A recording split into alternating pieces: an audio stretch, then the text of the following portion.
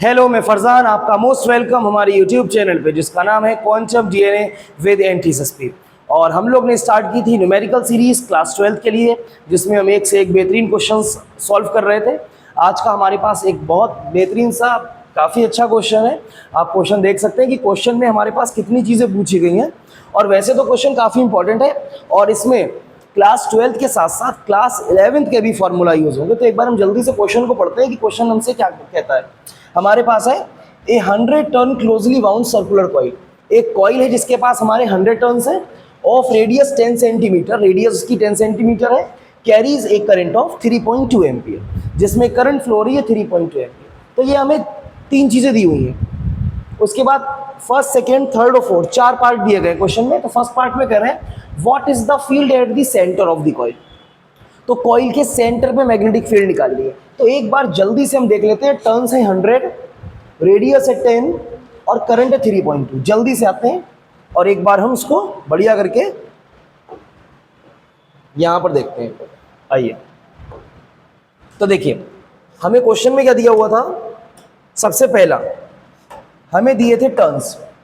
तो टर्न्स हमें दिए थे n, कैपिटल N होते हैं number of turns, small n रहता है नंबर डेंसिटी। तो नंबर ऑफ टर्न्स दिए हैं हमें 100। दूसरी एक ज़रूरी बात, हमें यहाँ पर रेडियस दी थी 10 सेंटीमीटर।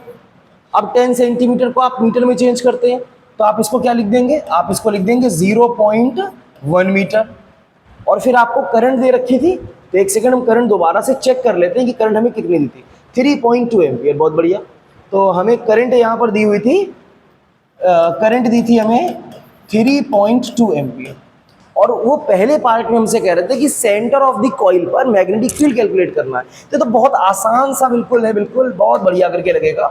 तो हमारे पास वैसे कॉइल के सेंटर पे मैग्नेटिक फील्ड का फॉर्मूला रहता है B equals mu naught I upon 2R। ये फॉर्मूला रहता है हमारे पास। लेकिन ये सिंगल लूप के लिए हमारे पास n नंबर ऑफ टर्न्स है आपकी, तो हम यहाँ पर इसको लिख देंगे म्यू नॉट I की जगह म्यू नॉट NI। ये आपको बस इतना ध्यान रखना है। बेसिक फार्मूला याद है तो बाकी तो हम सब अरेंजमेंट कर लेते हैं। तो म्यू नॉट NI ये हमारे पास फॉर्मूला आ गया। सारी वैल्यूज रख दो जल्दी से। तो म्यू नॉट की वैल्यू कितनी होती है भाई, जल्दी बताओ। म्यू नॉट की वैल्यू, हाँ बहुत बढ़िया, 4 पाई इंटू 10 इनवर्स 7। n कितना दिया भाई, n हमको दिया गया है 100। और जो करंट फ्लो हो रही है सर्किट में, करंट कितनी लूप में हमारे 3.2 एम्पियर। डिवाइड बाई करेंगे, divide by 2 into R. R जो दिया था मीटर वाला रखेंगे पॉइंट में, तो हम इसको बहुत आराम से सॉल्व कर सकते हैं। अच्छा एक चीज और भी है, अगर हम इसको सॉल्व करना चाहते हैं तो देखिए हमारे पास ये रहा 4 इंटू 10 इनवर्स 7 और ये दो जीरोस। तो इनवर्स 7 में दो जीरो चलेगा, कितना बचा 10 इनवर्स 5। दो जीरो एडजस्ट कर दिया आपने। हमारे पास बच रहा है पाई। पाई की वैल्यू हमारे पास क्या है जरा बताना।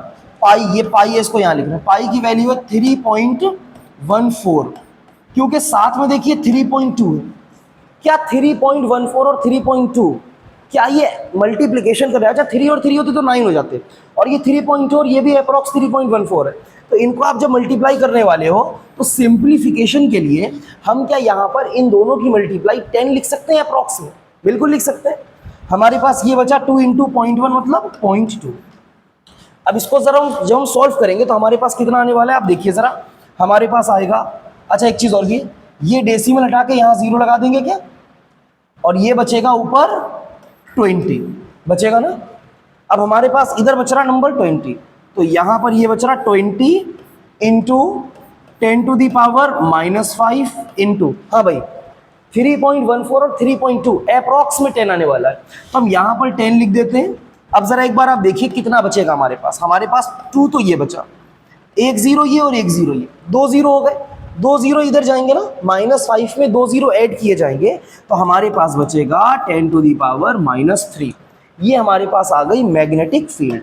बहुत ही बेहतरीन सा क्वेश्चन। तो हमारे पास ये पहला पार्ट आ गया, टेस्ला में इसका आंसर आ गया। क्या ये बात सबको समझ में आ रही है? हमें दिया था करंट, नंबर ऑफ टर्न्स और रेडियस। हमने लूप का फॉर्मूला लगाया। कैलकुलेशन की कैलकुलेशन आपकी अपनी है, जिस तरीके से आप चाहें कैलकुलेशन कर सकते हैं। हमने उसको सॉल्व किया और हमारे पास सेंटर पे मैग्नेटिक फील्ड आ गई। जल्दी से सब लोग इसका स्क्रीनशॉट ले लीजिए। ले लिया, बहुत बढ़िया। आइए तो सब चीज़ें बाकी इरेज कर देते हैं। अब हम चलते हैं अपने सेकेंड पार्ट की तरफ। क्वेश्चन का सेकेंड पार्ट हमसे क्या कहता है, आइए देखते हैं जल्दी से। तो क्वेश्चन का सेकेंड पार्ट हमसे क्या कह रहा है, देखिए, what is the magnetic moment for this arrangement. इस अरेंजमेंट का मैग्नेटिक मोमेंट आप कैसे कैलकुलेट करेंगे। बहुत बढ़िया, मैग्नेटिक मोमेंट का एक सुंदर सा फॉर्मूला हमारे पास है। अच्छा, मैग्नेटिक मोमेंट जो होता है वो है क्या हमारे पास, मैग्नेटिक मोमेंट की अगर बात करें तो m इक्वल्स, वैसे तो होता है आई ए, सिंगल लूप के लिए m इक्वल्स आई है, मतलब करंट और जो लूप का एरिया है हमारे पास उसका प्रोडक्ट कराएंगे तो हमारे पास मैग्नेटिक मोमेंट आ जाता है। क्योंकि यहाँ पर हमारे पास नंबर ऑफ टर्न्स भी दिए हैं तो हम उसको आई ए इंटू एन लिख देंगे या हम उसको लिख देंगे एन आई ए, एक ही बात है ना, मल्टीप्लिकेशन कोई फर्क नहीं पड़ता। तो m इक्वल्स आई कितना है हमारे पास, आई है 3.2, एरिया कितना निकालेंगे, पाई आर स्क्वायर, आर कौन है 0.1, तो हम 0.1 के स्क्वायर को लिखेंगे 0.1 इंटू 0.1, देखिए तो आई एरिया को लिख देंगे पाई आर स्क्वायर, साथ में एन कितना है भाई, एन अपने पास 100 दिया हुआ है।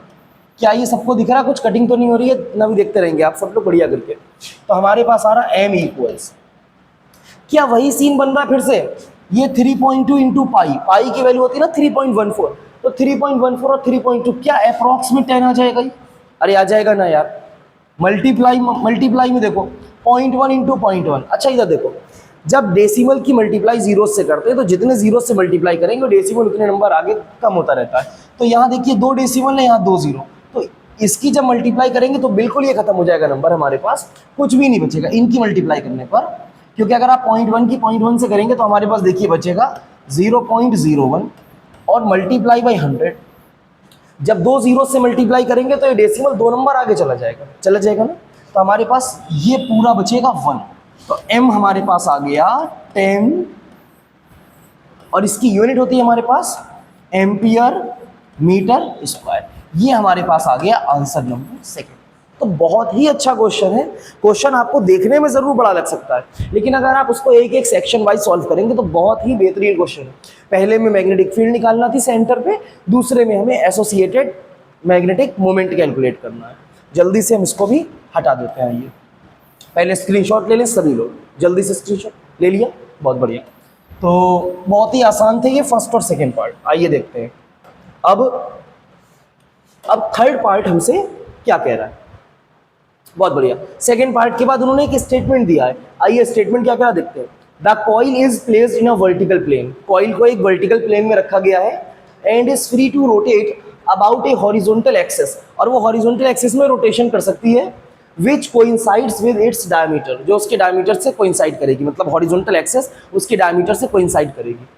अ uniform magnetic field of 2 tesla, अब जिस मैग्नेटिक फील्ड में कॉइल को रखा गया है उसकी स्ट्रेंथ दी गई है यहाँ पर 2 Tesla and the horizontal direction exist such that initially the axis of the coil is the direction of the field, मतलब वो कह रहे हैं कि इस तरीके से आपने एडजस्ट किया है कि कॉइल इनिशियली मैग्नेटिक फील्ड की डायरेक्शन में रखी थी। अब थोड़ा सा दिमाग चलाइए, थोड़ा सा दिमाग ये कहता है कि जब कॉइल मैग्नेटिक फील्ड की डायरेक्शन में रखी है तो इसका मतलब थीटा 0 है और उसको रोटेट करना है। The coil rotates through an angle of 90 degree under the influence of magnetic field, आपने कॉइल को मैग्नेटिक फील्ड की डायरेक्शन में रखा, मतलब कॉइल को आपने 0 पे रखा, फिर कॉइल को रोटेट करवाना है कितने, मैग्नेटिक फील्ड की वजह से 90 डिग्री पर रोटेट करवाना है। तो थीटा 1 हमारा दिया है 0 और थीटा 2 दिया है 90, बहुत बढ़िया। फिर ये आगे क्या कह रहे हैं, what are the magnitudes of the torque on the coil in the initial and final position. तो अब एक बात तो आप ये समझेंगे पहले बहुत बढ़िया से, पहले तो आप एक बात ये समझें बढ़िया सी कि हमारे पास मैग्नेटिक फील्ड गिवन है आपकी, कितनी गिवन थी मैग्नेटिक फील्ड, अगर एक बार हम फिर से ध्यान से देखें थोड़ा सा, मैग्नेटिक फील्ड थी हमारे पास 2 टेस्ला की, बहुत बढ़िया। तो हमारे पास मैग्नेटिक फील्ड यहाँ पर गिवन है इस क्वेश्चन में आपकी अगले पार्ट के लिए B बराबर 2 टेस्ला। वो कह रहे हैं कि आपने कॉइल को मैग्नेटिक फील्ड में रखा हॉरिजॉन्टली, तो आपका थीटा 1 जो है वो 0 डिग्री है और आपका थीटा 2 जो है 90 डिग्री है। मतलब आपने पहले हॉरिजॉन्टल एक्सिस पर रखा, बाद में रोटेट हुआ है, वो कॉइल को रोटेट आपने किया है, वो कह रहे हैं कि दोनों केसेस में what are the magnitude of torque on the coil in both cases, या इनिशियल एंड फाइनल पोजीशन। तो अगर टॉर्क की बात करें, टॉर्क इक्वल्स क्या होता है भाई, टॉर्क इक्वल्स होता है M B sine theta. Formula देखिए आपको लर्न करना पड़ेंगे, torque equals M B sine theta. अब जरा बताना भाई, टॉर्क इक्वल्स एम कितना हमारे पास, एम मैग्नेटिक डाइपोल मोमेंट अभी निकाला था हमने, अगर याद ना हो किसी को तो हमारे पास एम आया था 10 एम्पियर मीटर स्क्वायर, ये आया था। तो एम को रख देंगे 10, बहुत बढ़िया, बी को रख देंगे 2 इंटू साइन थीटा कितना रखोगे 0। अब आपको बहुत पहले से बचपन से ये बात पता है कि साइन 0 क्या होता है भाई, साइन 0 होता है 0, और 0 इंटू कुछ भी वो हो जाता 0। तो इनिशियल केस में कोई भी टॉर्क नहीं लगेगा, तो हमारे पास टॉर्क आ जाएगा 0। इतनी बात समझ में आ रही है क्या? अच्छा, एक और चीज़ है हमारे पास टॉर्क के साथ साथ, वो कह रहे हैं कि भाई फाइनल पोजीशन के लिए भी तो टॉर्क आपको कैलकुलेट करना है। तो फाइनल पोजीशन का टॉर्क हमारे पास फॉर्मूला तो वही रहेगा ना, torque equals M B sine theta. M B आपके पास उतना ही है, बी आपके पास उतना ही है, साइन थीटा की जगह हो जाएगा साइन 90। और आपको बहुत अच्छे से पता है भाई कि साइन 90 कितना होता है 1। तो हमारे पास अब की टॉर्क आने वाला है 10 इंटू 2 इंटू 1, मतलब टॉर्क आ जाएगा हमारे पास 20। क्या बात समझ में आ रही है? अब टॉर्क की ऐसा यूनिट भी तो आपको चाहिए, तो यहां पर आप टॉर्क की ऐसा यूनिट लिखेंगे जो कि आप आंसर में कमेंट करके बताएंगे कि भाई टॉर्क की एसआई यूनिट कितनी होती है। क्या बात समझ में आ रही है? तो हमारे पास ये थर्ड पार्ट भी लग गया। क्वेश्चन देखिए, देखने में थोड़ा सा लेंथी लग रहा है कि यार कैसे होगा, इतना बड़ा क्वेश्चन है कैसे, बहुत ही आसान है। आप अगर एक एक पार्ट को करते हैं, पूरे क्वेश्चन को एक बार में नहीं पढ़ना है हमें। कभी भी ऐसे क्वेश्चंस आते हैं तो आप उनको पार्ट वाइज डिवाइड करेंगे और अच्छे से उनको सॉल्व करेंगे। क्या बात समझ में आ रही है? जल्दी से इसका स्क्रीनशॉट लीजिए, जल्दी से ले लिया क्या? बहुत बढ़िया। तो हम इसको इरेज कर देते हैं सबको।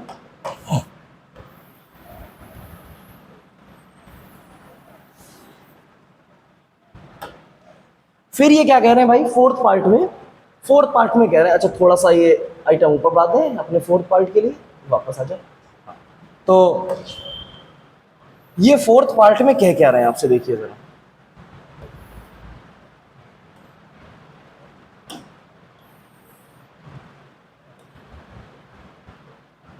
बहुत बढ़िया। What is the angular speed acquired by the coil? आपके पास कोई कॉइल है, आप उसको रोटेट कर रहे हैं। हम ऐसा मान लेते हैं कि हमारे पास ये कॉइल है, हमारे पास ये कॉइल है, आप इस कॉइल को रोटेट कर रहे हैं। अच्छा, कॉइल को जब रोटेट करेंगे तो कॉइल के पास एक एंगुलर वेलोसिटी आ जाएगी, मतलब एंगुलर स्पीड आ जाएगी। या तो कॉइल क्लॉकवाइज रोटेट होगी या कॉइल एंटी क्लॉकवाइज रोटेट होगी। तो आपको ये चीज़ बहुत अच्छे से ध्यान रखना है। तो जब आप किसी कॉइल को रोटेट कर रहे हैं तो रोटेट करने पर वहां पर एंगुलर स्पीड आ जाएगी उसके पास। तो वो एंगुलर स्पीड अब की आपसे पूछ रहे हैं, वो पूछ रहे हैं भाई कि जो एंगुलर स्पीड होगी कॉइल के रोटेशन की, वो एंगुलर स्पीड कितनी हो जाएगी। ठीक, acquired by the coil when it has rotated bye 90 degree. आपने कॉइल को 90 डिग्री पर रोटेट किया है। कितने पर रोटेट किया? 90 डिग्री पर। बहुत बढ़िया, 90 डिग्री पर रोटेट किया कहाँ से? हॉरिजॉन्टल से, मतलब जीरो से। ये चीज याद रखनी है, ठीक है, जीरो से 90 पर रोटेट किया है। The moment of inertia of the coil is, बहुत बढ़िया चीज दी है इन्होंने। मोमेंट ऑफ इनर्शिया जो कॉइल का है वो 0.1। तो मोमेंट ऑफ इनर्शिया यहाँ पर लिखते हैं आई, सिंबल याद है ना, क्लास 11 का एक दर्द भरा चैप्टर, बहुत ही इंपॉर्टेंट चैप्टर है आपका, कभी पीछा नहीं छोड़ेगा ये। हमेशा कॉम्पिटिटिव एग्जाम्स जितने भी होंगे, जितने भी कॉम्पिटिशन्स रहते हैं, उसमें मोमेंट ऑफ इनर्शिया का बिल्कुल आपको फार्मूला वगैरह अच्छे से तैयार करना पड़ता है। तो आई हमको कितना दिया है? ये दिया है 0.1 किलोग्राम मीटर स्क्वायर। क्या इतनी बात समझ में आ रही है? इतना डेटा हमारे पास है। लेकिन मसला तो ये है, इन सब चीज़ों से मोमेंट इनर्शिया और ये ओमेगा क्या रिलेशन। तो आपने एक फार्मूला पढ़ा होगा भाई टॉर्क का, जब आप बहुत छोटे होगे क्लास 11th में, तो हमने एक फार्मूला पढ़ा था कि भाई टॉर्क इक्वल्स होता है आई एल्फा, पढ़ा था ना। रिलेशन बिटवीन किसके किसके बीच का रिलेशन है? Moment of inertia and torque. ऐसे रिलेशंस बहुत ज़्यादा इंपॉर्टेंट है। एंगुलर एक्सेलरेशन और लीनियर एक्सेलरेशन का relation, angular velocity linear velocity का रिलेशन, मोमेंट ऑफ इनर्शिया और टॉर्क का रिलेशन, मोमेंट ऑफ इनर्शिया और काइनेटिक एनर्जी का रिलेशन। ये सारे रिलेशंस हमारे लिए बहुत इंपॉर्टेंट है, क्योंकि बीच बीच में कहीं ना कहीं किसी ना किसी फॉर्म में हमें ये मिल जाते हैं बिल्कुल। अब torque equals I alpha, torque को चलो हम निकाल लेंगे भाई, torque equals M B sine theta है हमारे पास, बहुत बढ़िया। आई हमें दे रखा है, अब एल्फा को हटाओ और ओमेगा लेकर आओ। तो आपको पता है ना अल्फा की वैल्यू क्या होती है भाई? अल्फा तो एंगुलर एक्सेलरेशन, एंगुलर एक्सेलरेशन क्या होता है? Rate of change of angular velocity. तो अल्फा इक्वल्स होता है D omega over D T. वैसे नॉर्मल एक्सेलरेशन, लीनियर एक्सेलरेशन होता है डीवी ओवर डी टी, मतलब rate of change of linear velocity is known as linear acceleration, और rate of change of angular velocity is known as angular acceleration. तो बस वो value वहां पर रख देनी है। तो टॉर्क इक्वल्स आई, अल्फा की वैल्यू कितनी रखेंगे भाई? D omega over D T. क्या ये बात समझ में आ रही है? लेकिन तुम्हें ओमेगा चाहिए ना, तो ओमेगा निकालने के लिए अब जुगाड़, आपने जब ये डेरिवेशंस किए होंगे क्लास 11th में, तो आपने देखा होगा इक्वेशन ऑफ मोशन जब कैलकुलेट करते हैं रोटेशनल मोशन के लिए, तो हम डी थीटा से मल्टीप्लाई डी थीटा से डिवाइड करते हैं ताकि हमें ओमेगा मिल जाए। क्योंकि अगर आपको याद हो ओमेगा क्या होता है? ओमेगा होती है एंगुलर वेलोसिटी, इसका मतलब है rate of change of angular displacement. ठीक है, तो आपको D theta over D T चाहिए, उसके लिए आप ओमेगा, उसके लिए आप लगाएंगे ओमेगा। तो ये चीज़ें आपको बहुत अच्छे से याद रखनी है। देखिए जितने भी रिलेशंस हैं हमारे पास, खास करके पुराने रिलेशंस, उनको भी आपको बहुत अच्छे से तैयार करना है। तो अगर हम इसको लिखना चाहें तो टॉर्क इक्वल्स भाई, ये तो आ ही रहा। अब जब हमने ये लिखा है तो हम इनके डिनोमिनेटर शिफ्ट कर देते हैं। तो हम क्या लिख देते हैं? देखो हम लिख देते हैं D omega over D theta, इस डिनोमिनेटर को यहाँ ले आए, कलर चेंज करते हैं, मल्टीप्लाई बाई ऊपर कौन है? डी थीटा, तो ये डिनोमिनेटर यहाँ चला गया, D theta over D T. क्या ये बात समझ में आ रही है? हमने डिनोमिनेटर शिफ्ट किए, उससे फायदा क्या मिला? D theta over D T कौन होता है? ओमेगा, मतलब rate of change of angular displacement ही होती है एंगुलर वेलोसिटी। और जब हम रोटेशनल मोशन की बात करेंगे तो टॉर्क के साथ हमारे पास angular acceleration, angular velocity, angular displacement, ये सारे टर्म्स अपने आप आ जाते हैं। तो इस पूरे को ओमेगा लिख सकते हैं। तो हमारे पास आ गया torque equals I D omega over D theta, और मल्टीप्लाई में कौन आ रहा है इधर? ओमेगा। क्या ये बात समझ में आ रही है आपको? अरे आ रही है क्या? इतना बताना, आ रही है ना? तो हमारे पास ये पूरी एक वैल्यू आ गई बहुत बढ़िया करके। इसको हम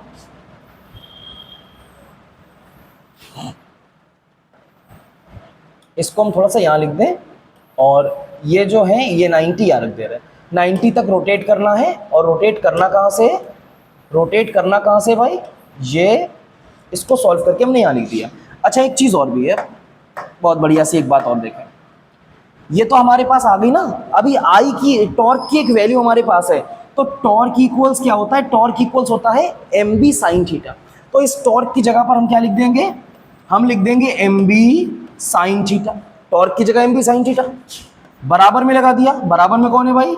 I D omega over D theta multiply by omega. क्या बात समझ में आ रही है? अरे आ रही होगी ना। अब इसको थोड़ा सा आप अगर सॉल्व करेंगे तो इसको देखो, ये डी थीटा तो यहाँ आ जाएगा, तो हमारे पास क्या बचेगा? हमारे पास इधर बचेगा, ये डी थीटा जब इधर आ जाएगा ना, तो हमारे पास क्या बचेगा? आई ओमेगा डी ओमेगा। देखिए आई ओमेगा डी ओमेगा बचा कि नहीं बचा? इक्वल्स में कौन बच रहा हमारे पास? इक्वल्स में बच रहा हमारे पास एम बी साइन थीटा और कौन? D theta. अभी तुम्हें ओमेगा डी ओमेगा से ओमेगा कैलकुलेट करना है, तुम्हें इसका डिफरेंशिएशन करना, सॉरी इंटीग्रेशन करना पड़ेगा तुम्हें इसका। जब तुम इसका इंटीग्रेशन करोगे तब तुम्हें एक बढ़िया सी वैल्यू मिलेगी। तो अगर हम जल्दी से आप पहले इतने का स्क्रीनशॉट ले लीजिए, हमें जगह चाहिए इसको सॉल्व करने के लिए। ले लिया स्क्रीनशॉट? बहुत बढ़िया। ये चीज़ें समझ में आ रही हैं। हमने टॉर्क का फॉर्मूला लिखा आई एल्फा, तो एल्फा को चेंज करा D omega over D T, D theta से मल्टीप्लाई डी थीटा से डिवाइड करा ताकि हमें ओमेगा मिल जाए। फिर हमने उसको सेपरेट किया, फिर टॉर्क की एक और वैल्यू लिखकर उसको इक्वेट किया, साथ ही साथ सॉल्व कर लिया थोड़ा सा। लास्ट लाइन रहने देते हैं, बाकी हम ये सब इरेज कर देते हैं यहाँ से। अच्छा एक चीज़ और भी है, जब हमने ये पूरी इक्वेशन यहाँ पर लिख ली है और अब हमें करना है इसका इंटीग्रेशन, तो इंटीग्रेशन की लिमिट्स क्या होती हैं? तो हम यहाँ पर अगर इंटीग्रेशन करेंगे तो इंटीग्रेशन क्या करेंगे? आई ओमेगा डी ओमेगा बराबर इंटीग्रेशन किसका करेंगे इधर? एम बी साइन थीटा और डी थीटा। आ रही है ना बात समझ में? तो हमें क्या करना है? यहाँ ओमेगा का है, तो ओमेगा इनिशियल एंगुलर वेलोसिटी 0 होगी, फाइनल एंगुलर वेलोसिटी ओमेगा होगी। या रेस्ट में ना, कॉइल स्टार्टिंग में रेस्ट में होगी, तो रेस्ट से स्टार्ट करेंगे तो इनिशियल एंगुलर वेलोसिटी 0 हो जाएगी। ठीक है, ओमेगा नॉट और ओमेगा नहीं होगी, वो इनिशियल रेस्ट में कॉइल रहे इसलिए। और थीटा की लिमिट्स क्या रखनी है हमको रोटेट करना है 0 से 90, हॉरिजॉन्टल से 90 रोटेट करना है, तो ये 0 से 90 रोटेट करना है। मैं आपको इस चीज़ को बहुत अच्छे से ध्यान रखना है। अब आई तो कांस्टेंट है भाई, आई का तो इंटीग्रेशन करेंगे नहीं, बाहर निकाल लो। तो हमारे पास इंटीग्रेशन बच रहा है 0 टू ओमेगा, किसका बच रहा, omega D omega equals M और बी दोनों कांस्टेंट हैं, तो एम बी को आपने बाहर निकाल लिया। 0 टू 90, आप 90 लिखो चाहे आप पाई बाई 2 लिखो, बात एक ही रहती है। अंदर कौन बच रहा भाई, साइन थीटा डी थीटा। क्या बात समझ में आ रही है? अब एक और चीज़ है भाई, ये आई तो आई रहेगा, तो हमारे पास ये बचेगा ओमेगा डी ओमेगा। इस ओमेगा डी ओमेगा का जो इंटीग्रेशन होता है वो क्या हो जाता है, जैसे एक्स डी एक्स का हो रहा था ना, एक्स स्क्वायर अपॉन 2, तो इंटीग्रेशन में पावर्स बढ़ जाती हैं, ठीक है। तो ये ओमेगा डी ओमेगा का हो जाएगा, ओमेगा डी ओमेगा का हो जाएगा हमारे पास ओमेगा स्क्वायर बाई 2। क्या ये बात समझ में आ रही है? और इंटीग्रेशन के बाद अपर लिमिट ऊपर लिखेंगे, लोअर लिमिट नीचे लिखेंगे। क्या ये बात समझ में आ रही सबको? इक्वल्स लगाएंगे, एम बी तो एम बी है भाई, कोई मसला ही नहीं है। लेकिन जब आप इंटीग्रेशन करेंगे साइन थीटा डी थीटा का, तो एक बार आप चेक भी करेंगे, सभी लोग एक बार चेक करेंगे कि क्या साइन थीटा डी थीटा का इंटीग्रेशन आपको आता है, क्योंकि बहुत ज़्यादा कन्फ्यूज़न रहती है। तो एक बार सभी लोग चेक कर लें कि साइन थीटा डी थीटा का इंटीग्रेशन क्या माइनस के कॉस थीटा, क्या माइनस के कॉस थीटा होता है? क्या बात समझ में आ रही है? तो हमारे पास अपर लिमिट है 90 और लोअर लिमिट है 0। अरे आ रही है ना बात समझ में? तो आपको एक बार चेक भी करना पड़ेगा कि क्या साइन थीटा डी थीटा का इंटीग्रेशन माइनस के कॉस थीटा होता है, वरना बहुत कन्फ्यूज़न रहती है ना कि इसका इंटीग्रेशन क्या है, इसका डिफरेंशिएशन क्या है।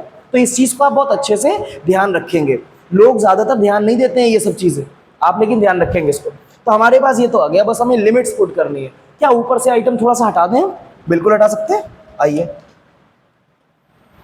और ये तो छोटी छोटी चीज़ें हैं भाई साहब, ये आपको आनी ही चाहिए, ठीक है। आओ ज़रा इसको हम पहले तो हटा दें बढ़िया करके। तो ये हमने पूरा गायब कर दिया। अरे इन टर्म्स को ऊपर लिख देते हैं। देखिए एक क्वेश्चन में कितने से फॉर्मूले यूज़ हो रहे हैं, हमने मतलब जितना पढ़ रखा है ज़्यादातर चीज़ें यहाँ पर यूज़ हो रही हैं वो। अब लिमिट्स रखने का तरीका, पहले अपर लिमिट फिर माइनस लगाकर लोअर लिमिट। तो आई है। अच्छा एक चीज़ और भी आपको बताई गई थी बहुत पहले ही, कि जब कभी भी लोअर लिमिट 0 हो तो हम लोअर लिमिट रखते नहीं ना, आप माइनस लगा के रखोगे तो कोई फ़ायदा नहीं है उसका। तो हम यहाँ पर डायरेक्ट लिख सकते हैं, ओमेगा को ओमेगा रखोगे तो ओमेगा ही रहेगा, तो ओमेगा स्क्वायर अपॉन 2 रहेगा ये। अब माइनस रखोगे, आप 0 रखोगे तो 0 ही आएगा, और माइनस 0 का कोई फ़र्क नहीं पड़ता। बराबर में आ जाओ, ये कौन हो गया हमारे पास, एम बी। अब एम बी में आप क्या करोगे, यहाँ पर देखो माइनस के, अच्छा क्या माइनस बाहर ले लें, ज़्यादा अच्छा रहेगा, लिमिट तो थीटा में रखनी है ना, तो माइनस बाहर ले लो, तो ये माइनस का एम बी हो गया। अब एक बार थीटा की जगह 90 रख देंगे, तो क्या हो जाएगा कॉस 90 माइनस, एक बार अपर लिमिट रखते हैं माइनस लगाते हैं, फिर कॉस, अब की थीटा की जगह लोअर लिमिट तो कॉस 0। अच्छा यहाँ पर आपने कहना है कि 0 क्यों रख दिया, क्योंकि यहाँ पर ये वैल्यू है और ये वैल्यू थीटा की है, थीटा की वैल्यू 0 के लिए भी कुछ ना कुछ हो सकता है ना, इसलिए। तो हमारे पास ये क्या बचेगा भाई, इधर बचा हाफ आई ओमेगा स्क्वायर, ये बचा पूरा, इधर बचा माइनस के एम बी। अब जरा इधर देखो, कॉस 90 कितना होता है, याद है ना? अरे भाई जो साइन 0 वो कॉस 90, तो ये हो जाता है 0, और माइनस कॉस 0 कितना होता है 1। ये सारी वैल्यूज आपको पता होनी चाहिए। अब देखो भाई 0 माइनस 1 बचा -1, -1 की माइनस से मल्टीप्लाई, तो हमारे पास बचा half I omega square equals minus M B into 0 minus 1 मतलब -1, तो माइनस माइनस क्या हो जाएगा प्लस। स्क्रीनशॉट लें जल्दी से, बहुत इजी कैलकुलेशन है, बस वो उन्होंने इस तरीके से न्यूमेरिकल को अरेंज किया है कि वो एक छोटा सा डेरिवेशन भी बन गया है अपने आप में, ठीक है। तो अगर हम इस पूरे को ऊपर ले जाएं, बस हमारे पास हमारा आंसर आने वाला है, ठीक है। तो अब देखिए हम क्या करेंगे, हम लिखेंगे भाई half I omega square equals minus M B, और -1 कितना हो जाएगा, ये हो जाएगा प्लस का एम बी। अब आपको कैलकुलेट क्या करना है यहाँ से, what is the angular speed, angular speed of rotation calculate करनी है। तो ओमेगा स्क्वायर को यहाँ पर ही रहने देंगे, ये रहा एम बी। अब देखिए ये 2 जाएगा मल्टीप्लाई में और ये आई जाएगा डिवाइड में, क्योंकि ये स्क्वायर लगा है तो यहाँ पर ही इसको निपटा देंगे। ये स्क्वायर ये हट गया यहाँ से, और इस पर पूरे पर क्या लग जाएगा, स्क्वायर रूट। क्या बात समझ में आ रही है? तो जल्दी से हम इसकी वैल्यूज लिख देंगे सारी जितनी हमारे पास गिवन है, आओ फटाफट। तो देखिए m कितना गिवन है भाई, m गिवन था हमें 10, निकाला था हमने, सॉरी m था 10, मैग्नेटिक फील्ड कितने टेस्ला की है, 2 टेस्ला की, साथ में एक 2 और लगा हुआ है, और अपॉन में, अच्छा उधर एक पार्टीशन लाइन बना दें, हाँ, और अपॉन में कौन लिखा हुआ है भाई, अपॉन में आई, मोमेंट ऑफ इनर्शिया कितना दिया था तुमको, 0.1, बहुत बढ़िया 0.1।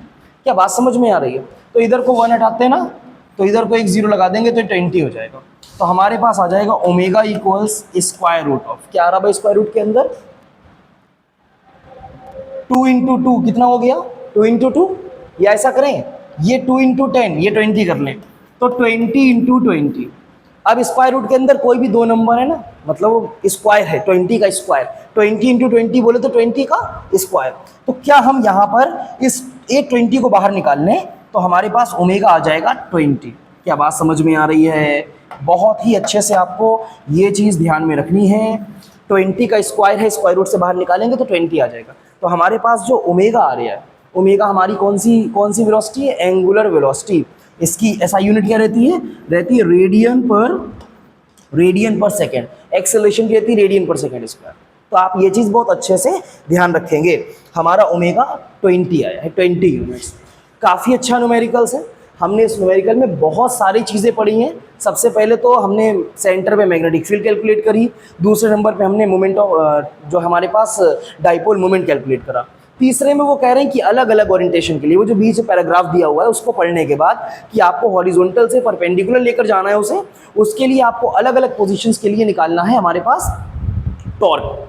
फिर ये फोर्थ वाला पॉइंट बहुत इंपॉर्टेंट था, यहाँ पर हमारा एल्फा का और हमारा ओमेगा का ये काफ़ी फार्मूला यूज हुए हैं, साथ ही साथ हमें यहाँ पर बीच में इंटीग्रेशन भी करना पड़ा है। तो आप क्वेश्चंस को बहुत अच्छे से रिवाइज कीजिएगा, 1-2 बार इसकी प्रैक्टिस कीजिएगा। इस टाइप के क्वेश्चंस काफ़ी इंपॉर्टेंट होते हैं आपके एग्जाम्स के लिए, तो इनको बहुत अच्छे से तैयार कीजिए। हम लोग मिलते हैं एक और बढ़िया से क्वेश्चन के साथ नेक्स्ट वीडियो में, तब तक के लिए थैंक यू।